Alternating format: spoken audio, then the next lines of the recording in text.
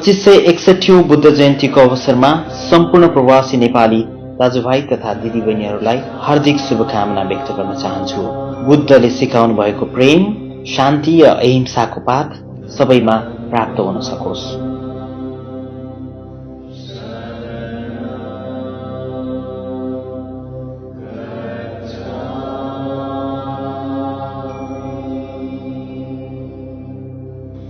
सुख कुनै दैवीय शक्तिबाट प्राप्त हुने कुरा होइन, लोकको करुणा मिश्रित थोरै भिक्षामा बरु यसको सुगन्ध भेट्न सकिन्छ। बुद्ध 2561 वर्ष पहिले सिद्धार्थ गौतमलाई कुनै न कुनै कोखबाट जन्मिनु नै थियो। त्यसैले उनी राजा शुद्धोधनकी रानी महामायाको कोखबाट जन्मिए। सिद्धार्थ गौतमलाई कुनै न कुनै ठाउँमा जन्मिनु नै थियो। त्यसैले उनी नेपालको लुम्बिनीमै जन्मिए। राजकुमार सिद्धार्थलाई त्यतिखेरको संसारले दिन सक्ने सबै प्रकारको विलासितायुक्त भौतिक सुख सुविधाहरू दिएकै हो। तर के गर्नु, उनको मन इन्द्रिय सुखमा भुल्नै मानेन। जन्म मृत्युमा टुङ्गिन्छ, मिलन बिछोडमा टुट्छ, आनन्द पीडामा बदलिन्छ भन्ने महसुस गरिसकेका राजकुमार सिद्धार्थ यस दुखै दुःखको चक्रबाट मुक्त हुने उपाय खोज्न थालिसकेका थिए। दरबारको स्वर्ग त उनको लागि जेल जस्तै भएछ। दुःखको कारण नै थाहा नपाई सुख कसरी प्राप्त हुन्छ भन्ने लागेरै होला उनले गहन अनुसन्धान गर्ने निधो गरे। सोही अनुरूप एक रात 29 वर्षको उमेरमा आफ्नी श्रीमती यशोधरा र छोरा राहुल मस्त निन्द्रामा परेको बेला दरबार छाडेर एउटा महान अनुसन्धानमूलक यात्रामा उनी निस्के। मुक्ति मोक्ष राजकुमार सिद्धार्थको संकल्प थियो। आखिर जन्मेर मर्नै पर्छ भन्ने भएपछि किन डराउँथे उनी? मृत्युमाथि विजय हासिल गर्ने उपायको खोजीमा लागे उनी। घर गृहस्थी छाडेर जंगल पसेका राजकुमार सिद्धार्थले 6 वर्षसम्म अनवरत साधनाबाट के कति हन्डर ठक्कर खाए त्यसको मूल्याङ्कन र व्याख्या कुनै हामीबाट पूर्ण हुन सक्दैन सायद। कैयौं पटक मृत्युबाट समेत उम्केका राजकुमार सिद्धार्थले ध्यान बस्न थालेको 6औं वर्षको वैशाख पूर्णिमाको दिन बुद्धत्व प्राप्त गरेको उल्लेख छ। यसर्थ उनी मुक्त भए अर्थात निर्वाण प्राप्त गरे, अर्थात उनी सर्वज्ञानी भए। ब्रह्माण्डमा हुने प्राकृतिक घटनाक्रमहरूको सूक्ष्म अन्तर्दृष्टिबाट अवलोकन र अनुभूति गर्न सक्ने भए। उनको मन यति शुद्ध, स्मृतिवान र एकाग्र भयो कि उनले आफ्नो सम्पूर्ण पूर्व जन्महरूबारे समेत जानकारी प्राप्त गरे। यस प्रकार उनी बुद्ध भनेर चिनिए। आखिर के हो बुद्धत्व? वास्तवमा बुद्धको परिभाषा हामीबाट सम्भव छैन। यो एक अथाह ध्यानको सागर हो, किनभने बुद्धत्वको अनुभव प्राप्त गरिसकेका बुद्ध स्वयंसँग पनि अनुभूतिबारे स्पष्ट पार्न पर्याप्त शब्द थिएन। समग्रमा सो साधना र अनुभूतिद्वारा मात्र बुझिने विषय रहेछ बुद्धत्व। तथापि बुद्धले आफ्नै परिचय दिँदै आफू जागेको शक्ति भएको बताएका छन्।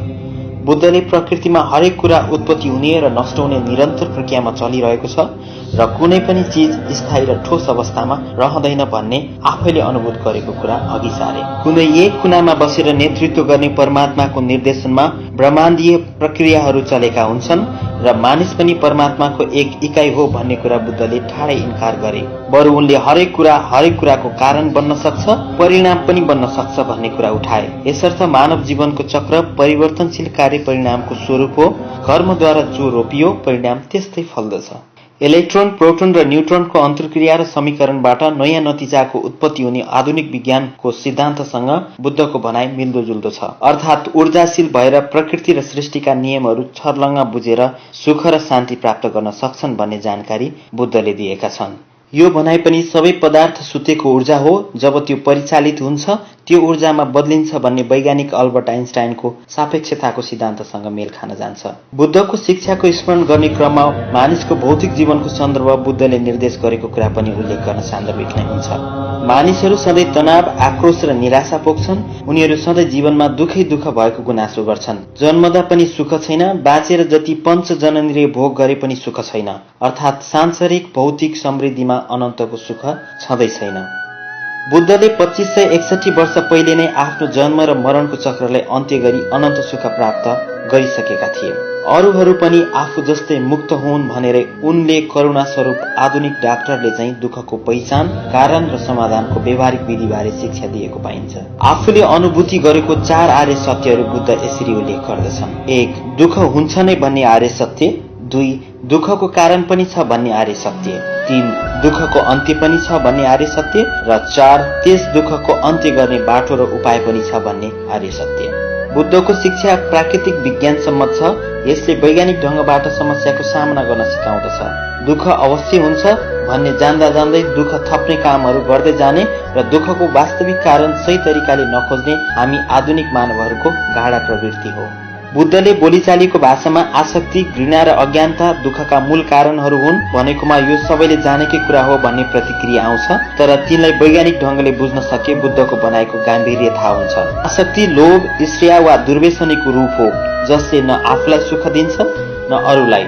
आसक्ति एक मनोसंस्कार, मनोविचार र मनोबनोट हो जसले अपराध, युद्ध र अनन्त दुःखको विश्वव्यापी खेती र विस्तार गर्दछ। आसक्तिले सधैँ अनुकूलता खोज्छ र प्रतिकूलताबाट दुखी हुन्छ। त्यस्तै घृणाले नकारात्मक वा शत्रुतापूर्ण मानसिकताको प्रतिनिधित्व गर्छ। यसले भेदभाव, असमानता र हिंसाको प्रवर्धन गर्छ। घृणा पनि मनोवैज्ञानिक ढाँचा हो जसबाट उत्पादित विचार र कार्यहरूले क्रूरता र हिंसालाई कैयौं गुणा विस्तार गर्दछ। घृणाले आफूभन्दा भिन्न गुण वा स्वभाव भएको पक्षको अस्तित्व अस्वीकार गर्छ जुन प्राकृतिक कानून विपरीत छ। घृणाजनक मनोसंरचना नै यसको मुख्य कारण हो जसको दृष्टान्त वर्तमान विश्व समाजमा प्रष्ट छ। त्यस्तै दुःखको अर्को कारण अज्ञानता हो। डिग्री वा विद्यावारिधि जस्तो पदवी पाउनु सांसारिक आवश्यकताको विषय हो, तर भित्री जागरूकता र नैतिक शुद्धताको हिसाबले नपढेको व्यक्ति पनि ज्ञानी हुन सक्छ। त्यसैले अज्ञानता हटाउने प्रयास गर्नु भनेको आफ्नै मन, वचन र कर्मलाई शुद्ध राख्ने प्रयास गर्नु हो।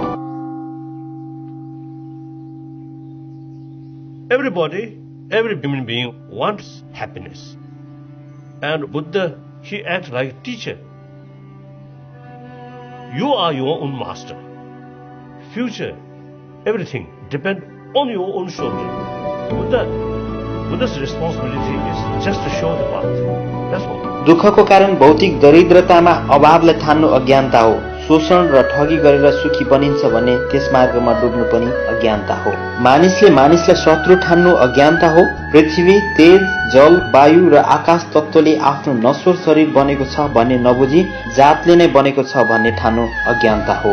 यसै गरी हरेक कुरा स्थायी र निजी हुन्छ भन्ने ठान्नु त झनै ठूलो अज्ञानता हो। यस प्रकार दुःखको सही कारण र समाधान बारे अनभिज्ञ हुनु अज्ञानता हो। त्यसैले जीवन दुखी हुन्छ।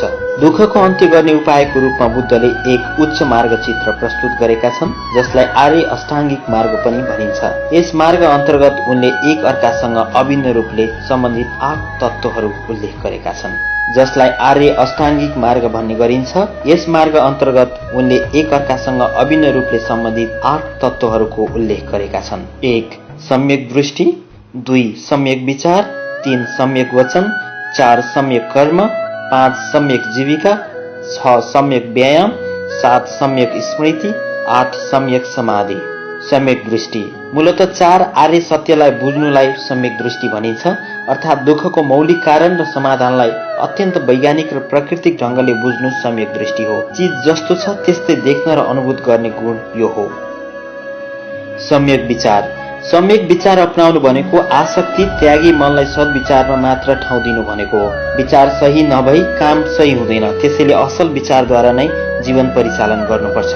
सम्यक वचन यो आर्य अष्टाङ्गिक मार्गको एक अभिन्न अंग हो। झुट नबोल, बदखुवाई गर्ने, हिंसाजन्य अभिव्यक्ति दिने तथा अनावश्यक कुरा गर्ने जस्ता दुर्गुणबाट मुक्त संचार क्रियाकलापलाई सम्यक वचन भनिन्छ। सम्यक कर्म हत्या, हिंसा, चोरी चकारी वा ठगी, यौन व्यभिचार जस्ता हानिकारक क्रियाकलापबाट टाढै रहनु नै सम्यक कर्मको पालना गर्नु हो। सम्यक जीविका प्राणी जगतलाई भलाइ गर्ने खालको पेशा व्यवसाय अपनाउनु नै सम्यक जीविका हो। सम्यक व्यायाम निरन्तर असल विचारलाई मनमा उब्जाउनु र प्रवर्धन गर्नु तथा कुविचारलाई मनमा आउन नदिनु वा मनमा उब्जेको कुविचारलाई हटाउनु नै सम्यक विचार हो।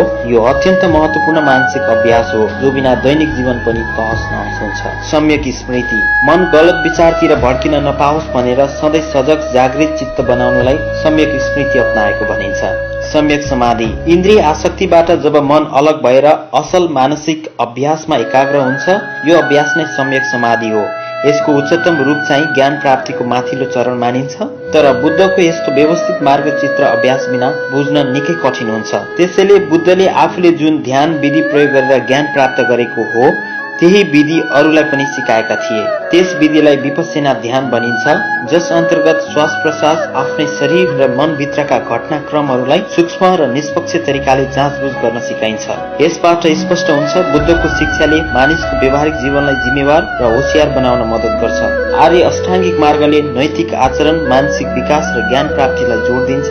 मूलत बुद्धको शिक्षाको सार यही हो। आध्यात्मिक दृष्टिकोणले हेर्दा पनि बुद्धको शिक्षाले फेरि जन्म लिन नपर्ने गरी मुक्ति प्राप्त गर्ने कुरामा जोड दिन्छ। झन्डै 563 ईसा पूर्व नेपाली माटो लुम्बिनीमा जन्मिनु भएका भगवान गौतम बुद्ध आजसम्म पनि शान्तिको लागि अहिंसाको मूल सन्देश प्रतिपादन गरी एसियाको ज्योति र नेपालको मोती भएर चम्किरहनु भएको छ।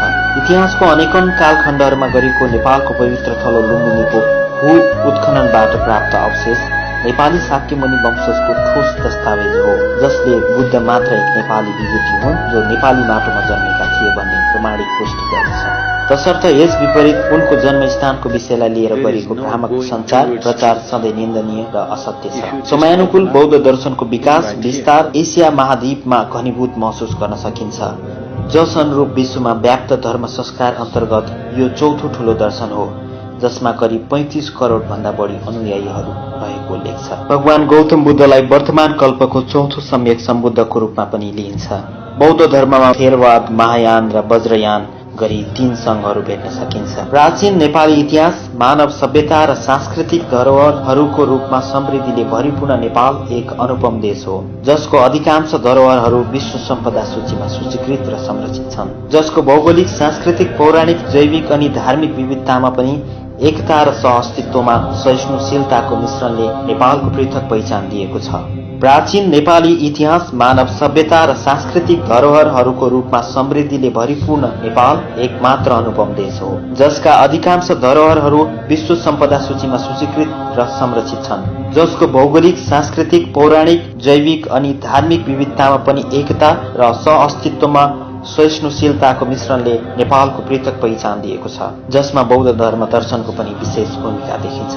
दुर्भाग्य भन्नुपर्छ 2070 वैशाख 12 को कालो दिनले निम्त्याएको भूकम्पले हाम्रो सांस्कृतिक सुन्दरताको धरोहरहरूलाई तहस नहस पार्यो। तथापि नेपाली एकताको भावना, विकास र समृद्धि प्रतिको अभिष्ट हरेक चेतनशील नेपालीमा कायम नै रहेको देख्न सकिन्छ। वर्तमान परिप्रेक्ष्यमा विश्व मानव समाज विकृतपूर्ण बन्दै सांसारिक स्वार्थले प्रेरित भई काम, क्रोध, लोभ र मोह तथा व्यभिचार, भ्रष्टाचार, दुराचारबाट आक्रान्त भई हिंसक बन्दै मानव इतिहास नै अवसानतर्फ उन्मुख भएको दुरावस्थामा बौद्ध धर्मद्वारा प्रतिपादित प्रेम, भातृत्व, सहिष्णुता र सहअस्तित्वशीलताको समेत पाठ सिक्न सम्पूर्ण मानव जगतलाई यसले मद्दत पुर्याउँदछ। यस प्रकार बौद्ध दर्शनको गरिमा आफैमा सर्वोच्च र अतुलनीय छ।